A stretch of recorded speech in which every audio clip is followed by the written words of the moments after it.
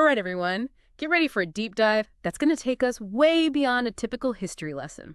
We're talking about Bhagat Singh, a revolutionary figure in India's struggle for independence. Yeah, his life and death are really fascinating, but what's even more amazing is this surprising afterlife, how relevant he still is in India today. That's what we're here to explore. Even Yeah. though he was executed in 1931, it's like his story is still unfolding, still making waves almost a century later. Right, and to guide us, we've got Chris Moffat's book, India's Revolutionary Inheritance, and it really reveals how deeply Bhagat Singh's story is, like woven into the very fabric of contemporary India. Executed in 1931, but still shaping things today. Oh, Okay. okay, I'm hooked.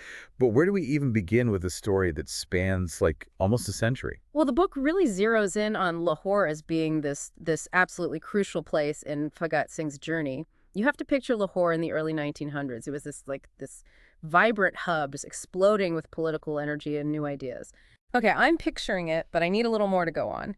What did this breeding ground for revolution actually look like, in real life? Think bustling coffee houses where intellectuals would debate the latest news and speeches at places like Bradlow Hall. Institutions like National College, which really, they champion this idea of using education as a tool for political change. So it wasn't just about one person, Bhagat Singh, but about this whole ecosystem of ideas and influences, this energy that was swirling around him. Right, exactly. So who were some of the big names shaping this environment, the folks who really had an impact on Bhagat Singh? Well, the book talks about figures like Lala Lajpat Rai, who is this leader who really believed in the power of education for political service. And then there was Har Dayal, who was he was a fierce critic of the British education system. Okay, so they weren't just teaching. They were like igniting a fire for change. I get it. But here's something that's always kind of fascinated me. Bhagat Singh never actually left India, right? Nope, never left. But he seems so connected to what was happening with, revolutionary movements all over the world. Yeah, How does that make sense? that's such a good point. And it's one of the things Moffat really highlights.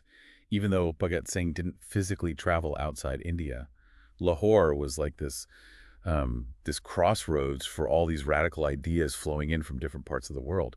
Newspapers would cover events in places like Munich. Speakers at Bradlaugh Hall would mention struggles in South Africa. There were even banned books about the Soviet Union that were making their way into the city. So it really challenges our idea that you have to physically be somewhere to be influenced by it. It's like ideas have a way of like leaping over borders and igniting movements in unexpected places. Absolutely. It shows how interconnected everything really is, especially when it comes to ideas. Totally. It's like this local story is actually part of this much bigger global conversation.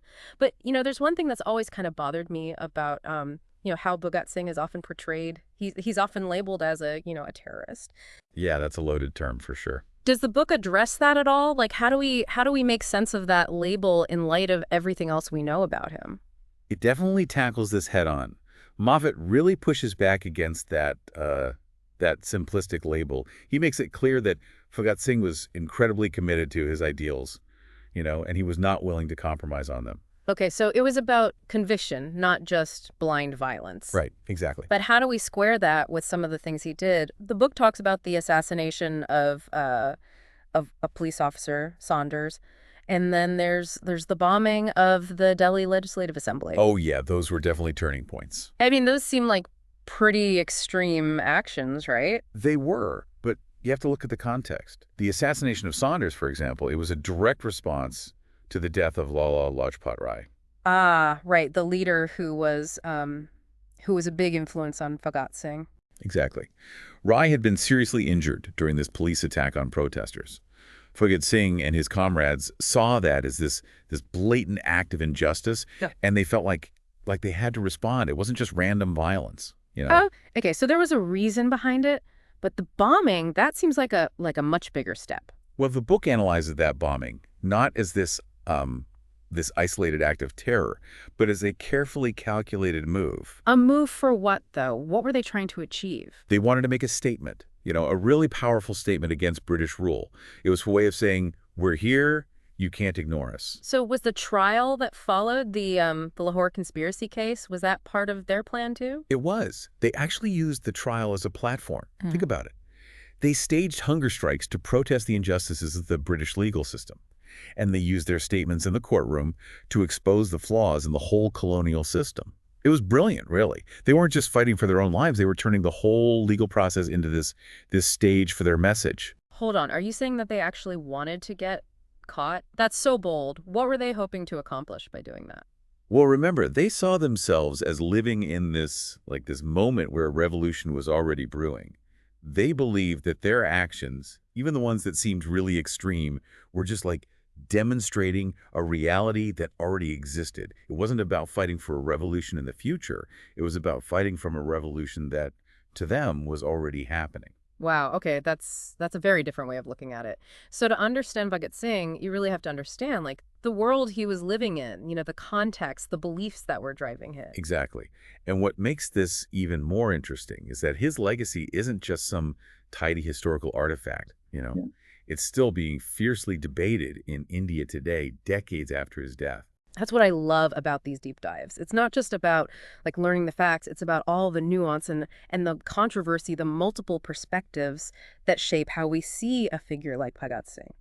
So, who's claiming him today? Who are the main players in this debate over his legacy? Well, the book talks about how different groups, often with completely opposite ideologies, invoke his name and his legacy. So you have left-leaning student activists who see him as a symbol of resistance against oppression. And then on the other side, you have right-wing nationalist groups who focus on his militant patriotism, his willingness to use force. So even in death, he's this really powerful symbol, and he's being pulled in all these different directions depending on who's trying to claim him. Exactly. It really shows how history isn't this static thing, right? It's constantly being reinterpreted, repurposed. Oh, yeah, absolutely. Yeah. It's always changing. And it's not just political groups. The book even talks about how Bhagat Singh shows up in popular culture. We're talking Bollywood films, Punjabi Bhangra music, all sorts of things. That's incredible. It's like this historical figure can transcend time and become this larger-than-life character that's woven into songs and movies, even political slogans. Speaking of larger than life, I know the book also talks about physical monuments dedicated to Bhagat Singh. Oh, yeah, there are quite a few. What can you tell us about them? Like, what are they like? What's the story there? Well, what's really interesting is this tension the book describes between the official state memorials and then all these more grassroots efforts to remember him. So you have these like grand statues in museums like the one in his birthplace, Kutkur Kalan.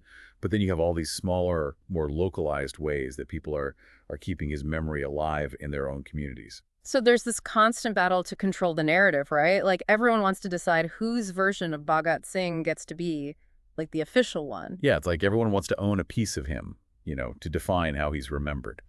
And how do you even capture a figure like him in a statue, right? I mean, he was so complex, he defied so many easy categories. That's the challenge, isn't it? How do you represent someone who is so multidimensional? It makes me think about all the different ways that we remember historical figures. Is it even possible to really contain someone like Bhagat Singh in a statue or a museum? I mean, is that even the right way to think about his legacy? That's a really good question. And the book actually argues that sometimes the most powerful ways we remember the past aren't these huge, impressive monuments. It's the smaller, seemingly ordinary things that can have just as much impact, if not more. Okay, now you've got me really curious. Tell me more about those ordinary things and how they connect to Bhagat Singh's story. Well, for instance, the book talks about this poem about photographing Bhagat Singh's shirt. Just imagine, just a shirt, right? But it's imbued with all this emotional weight, all this history. And then there's a discussion about how certain photos of him, they capture different facets of his personality and they appeal to different audiences. And then, of course, there's the continued popularity of street plays. They retell his life and death in a really dynamic way that changes depending on where and when they're performed. So it's about finding these really tangible connections to the past, these everyday objects that kind of like spark our imagination and invite us to connect with history on a much more personal level. Exactly. The book is making the argument that these seemingly insignificant things, a shirt, a photo, a play, they can be incredibly powerful tools for keeping his memory alive. They make people want to engage with his ideas, to really think about what he stood for. It really is remarkable how these like seemingly unimportant things can have such profound impact. You know, they become these really powerful reminders of the past and what people stood for. But we were talking about Bhagat Singh's writings. It's not just about the objects and images. It's about his actual words. Do we know a lot about what he wrote? We do, and it's a really crucial piece of the puzzle, if you want to understand him fully. Yeah. See, Bhagat Singh, he wasn't just a revolutionary in terms of action. He was a prolific writer. He was a really deep thinker. And he left behind these essays, pamphlets, even letters that he wrote from prison. Wow, from prison. Yeah, and these writings, they become these key battlegrounds for those who are trying to claim his legacy. Yeah. Say this is what he really meant. This is what he stood for. It's like everyone's fighting over his narrative, Yeah. even down to the level of like how to interpret his own words. So what kinds of things did he write about? What were the topics that he was really passionate about? He covered a really wide range, everything from critiques of colonialism to these deep reflections on what it means to be a revolutionary. He even wrote about his atheism, which was pretty radical for the time, especially given the whole political and religious climate of India back then. Okay, yeah, that's pretty bold. Give me an example. What's one of the most surprising or unexpected things he wrote about? One that always comes to mind is his essay "Why I'm an Atheist," which he wrote while he was in prison, like actually awaiting execution. Whoa. Yeah, just imagine that. He's facing his own mortality, and he's choosing to challenge religious dogma in this really, really direct way. Mm. And at a time when, religion and politics were just so closely intertwined. That's almost like an act of defiance in itself. What was his argument? What was he saying? So in the essay, he basically makes this really compelling case for atheism as a necessary condition for true freedom. He argues that if we want to achieve real liberation, like on a personal and societal level, we need to reject, superstition, blind faith, all of that. He saw atheism as absolutely essential for clear thinking, for rational action. So it was about more than just like political freedom. It was about this kind of like intellectual freedom too, like freeing your mind from those constraints. Right, exactly. And that's part of why his writings are still so controversial today. They challenge people's assumptions, they make them uncomfortable, and as we've seen, different groups will latch on to different parts of his writing to try to support their own agendas. It's like everyone wants a piece of him, but they all want to like define him in their own way. It's his words are just as potent and divisive as his actions were. What are some of the different ways that his writings have been like interpreted over the years? Who's using them and how? Well, the book does a really good job of breaking this down. So on the one hand, you have left-wing groups who will interpret his writings through a socialist lens. Mm. They see him as this champion of the working class, someone who was fighting for economic justice. Mm-hmm. And then on the other side, you have right-wing groups who are going to focus more on his nationalistic writings, the ones that emphasize his willingness to use force to achieve his purpose. Wow, so it's all over the map, huh? It is, and then there's this other layer of complexity, which is, you have religious groups who, despite his very, very open atheism, will try to claim him. They'll argue that that his ideals were actually rooted in Sikhism, for example. But it's like everyone wants a piece of him, but they all want to define him in their own way, even down to like how they choose to read his writing. Yeah, it's this constant struggle over ownership of his narrative. It's fascinating, but it makes me wonder, like, how did his writings even survive, Especially with the colonial government actively trying to suppress them. Didn't they try to erase his words, along with his physical presence? They did. They absolutely did. But what's incredible is that Bhagat Singh's supporters, they understood the power of his words. They knew that if his ideas were going to survive, his writings had to be preserved. Yeah. And so they took these huge risks to make sure that happened. Like what? What did they do? I mean, we're talking smuggling letters out of prison, hiding manuscripts from the authorities. Yeah. They basically created this underground network to keep his word circulating. It sounds like something out of like a spy novel or something. That's so cool. Were they successful though? Like, I mean, are his writings actually available today? Can we read them? they were incredibly successful. Yeah. Thanks to their efforts, a lot of Bhagat Singh's writings survived. And today we do have access to, a pretty comprehensive collection of his work. I mean, I can't even imagine the dedication, the courage that it took to pull that off. But thinking about all all the different ways that his legacy is being, debated and how people are using his words to support their own, agendas and all that. I'm curious, are there any efforts being made to present like a more neutral or objective interpretation of his writings, or is everyone just kind of cherry picking the parts that fit their own narrative? That's a great question, and the book does touch upon this. There will always be those who are going to try to use Bhagat Singh's writings for their own purposes, to kind of twist them to fit their own agendas.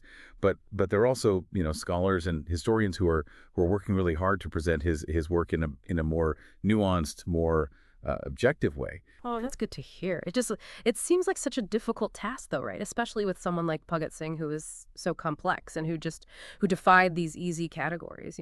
It's definitely challenging, but it's really important work. It's about trying to understand him, within the context of his time, but also acknowledging the ways in which his ideas continue to resonate and evolve in the present. It makes you realize that history isn't just about the past, right? It's about how we understand and interpret the past in relation to the present. And sometimes that means acknowledging the messiness, the contradictions, the things that don't fit neatly into our preconceived notions. Right. And Bhagat Singh, he embodies that messiness, that contradiction. He was this passionate, outspoken advocate for revolution, but he was also, a deep thinker who wrestled with these really complex philosophical questions. He was very much a product of his time, and yet his ideas, they continue to transcend the boundaries of his era.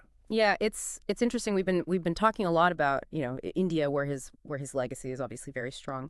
But the book also mentioned these attempts to reclaim his memory in Pakistan, even though his religious background and his atheism, could be controversial there. How does that work?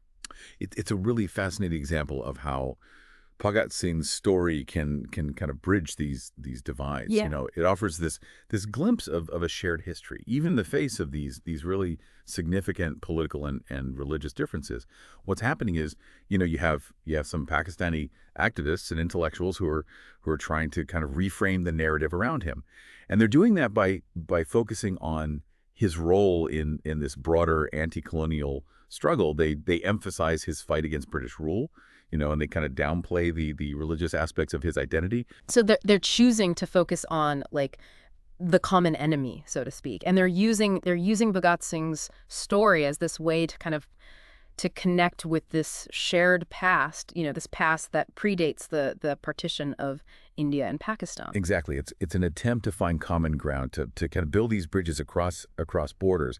It's a reminder that even amidst all these political and religious differences, there can be these shared histories and shared struggles that connect us. That's really powerful. But I'm guessing not everyone in Pakistan shares this perspective, right? I mean, it's probably still a very sensitive and contested issue. Oh yeah, you're absolutely right. It's not a universally accepted view. There are definitely those in Pakistan who still see him as a symbol of Indian nationalism, as a figure who represents this really painful chapter in their history. So even in the attempt to reclaim his memory, there's this tension, there's this struggle over how he's remembered and what aspects of his story are kind of emphasized or downplayed. It really shows how complex and multifaceted his legacy is. It does, and it all goes back to that idea that history is always being rewritten, reinterpreted, contested. It's not this static thing that's set in stone. It's something that we're constantly engaging with. We're trying to make sense of it in relation to our own lives, our own present day realities. Speaking of engaging with history, one of the things that this conversation has really highlighted for me is the power of popular culture to shape how we view the past. We've talked about Bollywood films and Punjabi Bhangra music, but I'm sure there are other examples of how Bhagat Singh's story is being told and retold through different forms of pop culture. Well, absolutely, and that's one of the things that the book really digs into. It looks at how Bhagat Singh's story has been woven into, movies, music, theater, even art and literature. Okay, you've got to give me some more examples. Like, how is he being portrayed in these different mediums, and what kind of impact is it having? Well, in Bollywood, for instance, he's often portrayed as this romantic, tragic hero who sacrificed his life for the nation. The book talks about films like Shahid, which was released back in the 1960s, and it really helped to kind of cement his image as this patriotic martyr in the minds of millions. It's interesting though, because while that portrayal might be, powerful, it also kind of simplifies his story, right? It Yeah. reduces him to this kind of one-dimensional figure. You're right. You're right. And the book does acknowledge this. It points out that more recent Bollywood films like Rang de Basanti have attempted to offer a more nuanced, more complex portrayal of Bhagat Singh. They've tried to explore his intellectual side, his commitment to social justice, the inner struggles that he faced. So there's this kind of evolution happening even within Bollywood, where filmmakers are trying to move beyond these kind of simplistic portrayals and really grapple with the full complexity of who he was. What about music? We talked about Punjabi Bhangra earlier, but are there other genres of music that have kind of embraced Bhagat Singh's story? There are. He pops up in folk music, in protest songs, even hip hop. And what's really fascinating is how different musical genres will use his story to kind of address contemporary issues and concerns. So, for example, there are hip hop artists who are using Bhagat Singh's image and his message to talk about things like social injustice, police brutality, the fight for equality. So it's like they're taking this historical figure and they're making him relevant to a new generation. They're using the language of music to bridge that gap between the past and the present. Exactly. Exactly. And it's not just happening in music. You have theater groups that stage plays about Bhagat Singh's life, and they'll often use those productions to kind of raise awareness about contemporary social and political issues. And then you have visual artists who create, works inspired by his story, and they use their art to explore these themes of revolution, resistance, sacrifice. It's incredible how his story just continues to inspire like creative expression in so many different forms. It's like his legacy has become this living, breathing thing that's constantly being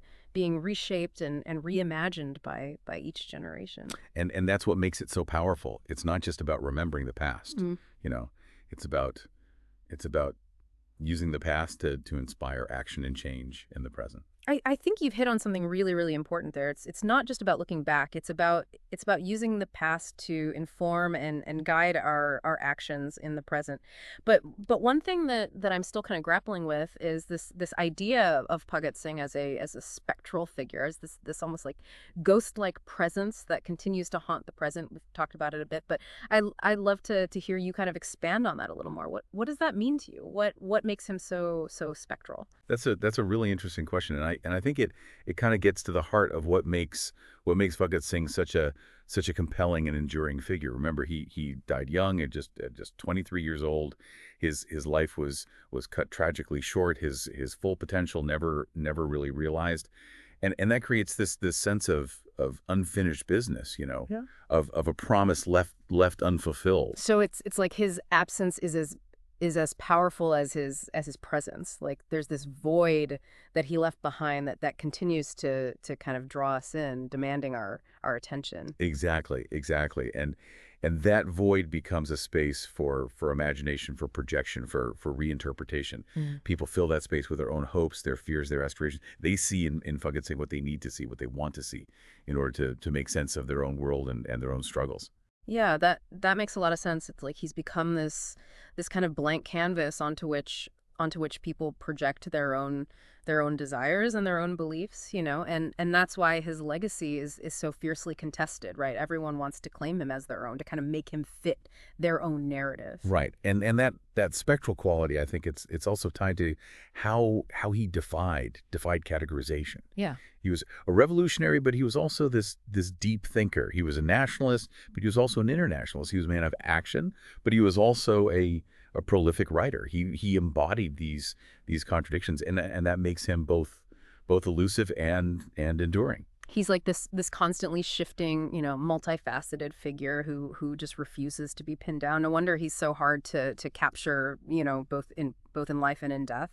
And I think that's precisely why his story is so relevant today. In a world that's becoming increasingly polarized, where everything seems to be reduced to these really simplistic binaries, Bhagat Singh, he reminds us of the importance of nuance, of complexity, of embracing contradictions. It's like he challenges our own assumptions about how we understand the world and how we categorize people and ideas. Yeah. He forces us to think beyond those limitations. He does. He really does. And I think that's a really powerful lesson, especially for young people today who are facing their own, unique set of challenges and uncertainties. Yeah. Bhagat Singh's story, it's a reminder that even in the face of what seem like insurmountable obstacles, it's possible to imagine a different future, to fight for a better world, and to refuse to be silenced. This deep dive has been a real eye-opener for me. It's shown me that history isn't just about the past, It's about the present and the future. It's about the stories we tell ourselves, the heroes we choose, the legacies we inherit, and the choices that we make because of those inheritances. And if there's one thing I hope you take away from this deep dive, it's this. Don't just passively consume history, Engage with it, question it, challenge it, and most importantly, find ways to make it relevant to your own life, your own world. After all, the past is never truly gone. It lives on in the choices we make, the stories we tell, and the legacies we create. So as we wrap things up, I want to pose a question to you, our listener. How does Bhagat Singh's story make you think about the relationship between the past and the present? Can the legacy of a historical figure ever truly be controlled, or will it always be subject for reinterpretation and reinvention? We encourage you to explore the book further and consider what Bhagat Singh's story means in your own context. Until next time, keep diving deep. As we've been talking about all these different pieces of Bhagat Singh's life and legacy, it really strikes me that one of the things that makes him so interesting is this idea of action. Yeah. It's not just about thinking about revolution. It's not just about writing about it. It's about actually doing something. About putting those ideas into practice, even if it means taking risks and facing consequences. Yeah, that's a great point, and it's definitely something that the book really emphasizes. Bhagat Singh wasn't just like an armchair revolutionary. He was deeply committed to taking action, to translating his beliefs into tangible change. Yeah.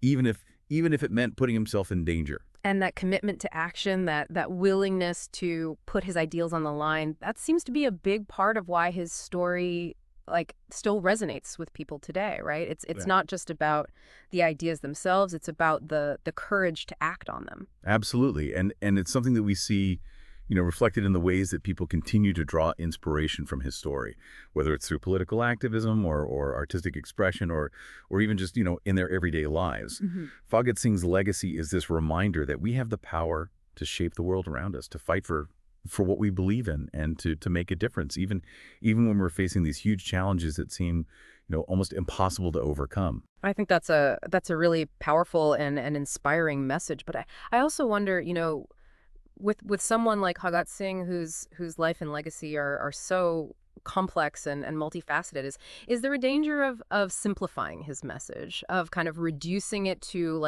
a slogan or a catchphrase that loses some of its depth and nuance? That's a valid concern, and it's definitely something that we have to be mindful of. It's easy to fall into the trap of reducing these complex historical figures to these easily digestible sound bites.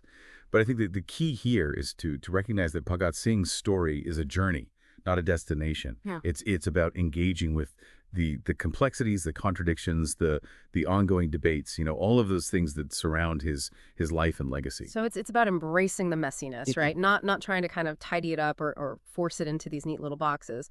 Yeah. Exactly. And it's about understanding that his message will inevitably be interpreted and reinterpreted in different ways by different people at different times. That's the nature of history. It's a living, breathing thing that's constantly evolving. And that's what makes it so exciting, right? It's not just about memorizing dates and facts. It's about grappling with these big questions, the challenging ideas, the enduring legacies that shape who we are. Absolutely. And I think that's what makes this deep dive into Bhagat Singh's story so compelling. It's not just a history lesson. It's an invitation to think critically about the past, about the present, and about the role that we play in shaping the future. Well said. And on that note, I think it's time for us to wrap up this incredible journey. But before we do, I want to leave our listeners with a final thought to ponder.